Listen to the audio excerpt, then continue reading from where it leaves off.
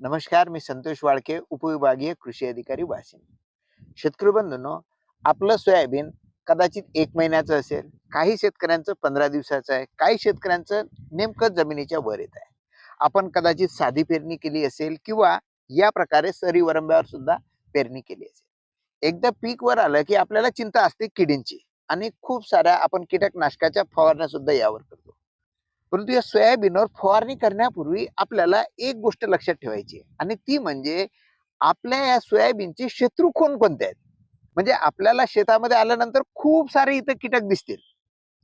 कदाचित आपल्याला त्यांची ओळख असेल किंवा नसेल, परंतु काही हरकत नाहीये.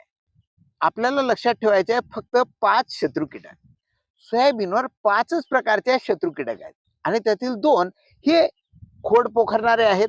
एक म्हणजे शूट फ्लाय आणि दुसरं म्हणजे गर्डल बीटल. आता हा शूट फ्लाय पण सगळीकडे येत नाही. काही काही भागामध्येच याचा प्रादुर्भाव आपल्याला जाणवतो आणि दुसरं गर्डल बीटल मात्र सर्रास आपल्या इकडे दिसतोय.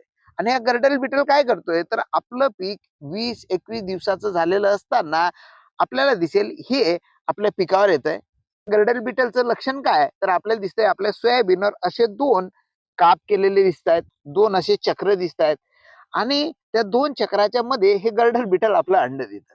मग या अंड्यातून निघालेली हडी ही खात खात खाली जाते आणि ज्यामुळे आपल्या सोयाबीनला नुकसान होतं.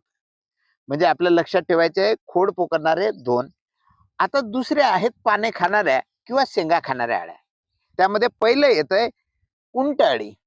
उंटअळी सुद्धा फार त्रास देत नाही. खूप मोठ्या प्रमाणात आली तरच नुकसान करते. अन्यथा एकट दुकट कुठेतरी उंटअळी दिसत आहे म्हणून फवारणी करायची आवश्यकता आहे असं नाही. त्यानं फारसं नुकसान होत नाही. पण मोठ्या प्रमाणात जर उंटअळी तर मात्र आपल्याला त्यासाठी फवारणी करायची आहे. दुसरं असतंय स्पोडोप्टेरा अळी. स्पोडोप्टेरा अळी म्हणजे तंबाखूची पाने खाणारी अळी. ही गुच्छानं अंडी देते. त्यामध्ये 500-600 अंडी सुद्धा राहू शकतात आणि मग त्या अळ्या त्या ठिकाणून संपूर्ण शेतामध्ये पसरतात. त्यामुळे आपण जर नियमितपणे आपल्या शेताची निरीक्षण घेतली तर आपल्याला लक्षात येतं ह्या अळ्या सुरुवातीला खालच्या साईडनं राहून पानातील हरितद्रव्य खातात आणि संपूर्ण शेतामध्ये पसरतात. त्यानंतर जी अळी येते ती म्हणजे हेलतीस किंवा घाटे अळी किंवा आपण शेंगा खाणारी अळी म्हणू. मग झालं ह्या 5च शत्रू किडे आहेत जे आपल्या सोयाबीनवर येतात.